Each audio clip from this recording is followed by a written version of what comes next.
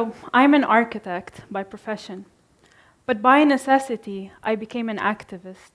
And let me tell you the link between my two worlds. You see, in architecture, when we think of space, we give high importance to people, to their well-being and their comfort. As an architect, I want to build communities and not just buildings, because I want to design for social impact.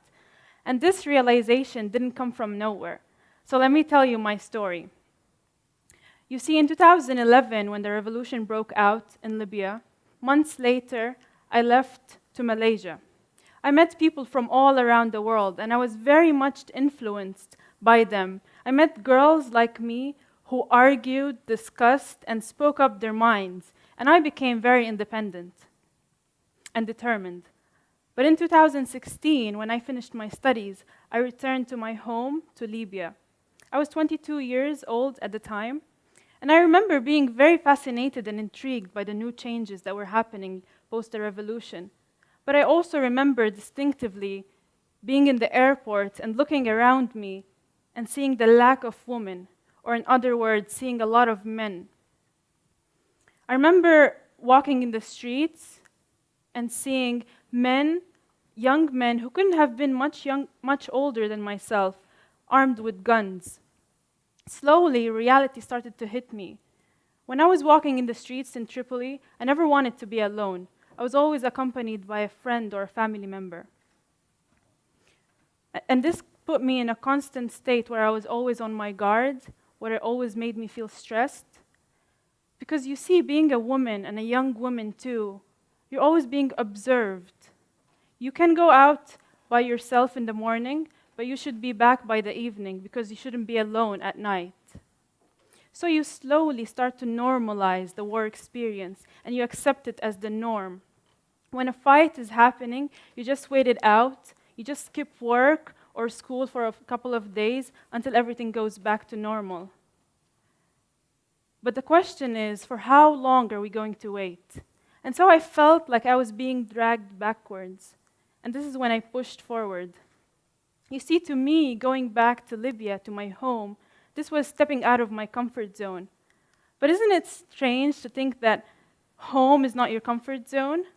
But let me tell you this. When you step out of your comfort zone, this is when you achieve things. This is when you discover your real potential. And so, to me, it hit me then that when you can't find your environment, create one, make one for yourself. Because as a young, ambitious person who's living in this place where it's very unstable, I believe that you can't rely on governments or policymakers. You've got to get out there and make things happen for yourself. And this is what I did. I had to build my own environment. And so away from all the politics and away from the fighting, I took a step to join a local NGO called Makers of Hope. And together with these young creative people, we created the environment that we were looking for. We created that comfort and that well-being that as an architect, I defined for myself. And so we created a system, we created our own system, one which was going against the norms, but still within the rules. One which didn't pose any danger or risk.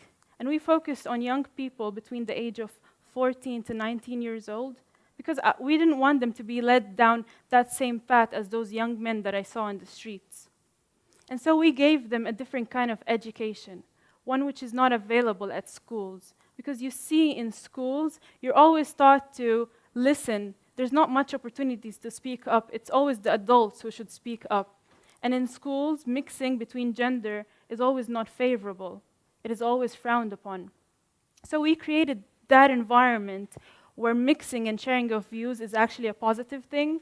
And we gave them world problems like injustices, climate change, and poverty, and where they forgot about their gender differences and they got together to solve these world problems. So you see, this is the space that we provided, a space where they could release their energy, a space to meet, to feel free, to create, a space to dream.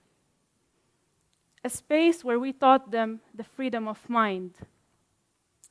So you see, as an activist, you want to resist and you want to say no so boldly, But sometimes you have to go and take the small steps, because the small steps are what are going to make the small changes that you yearn for.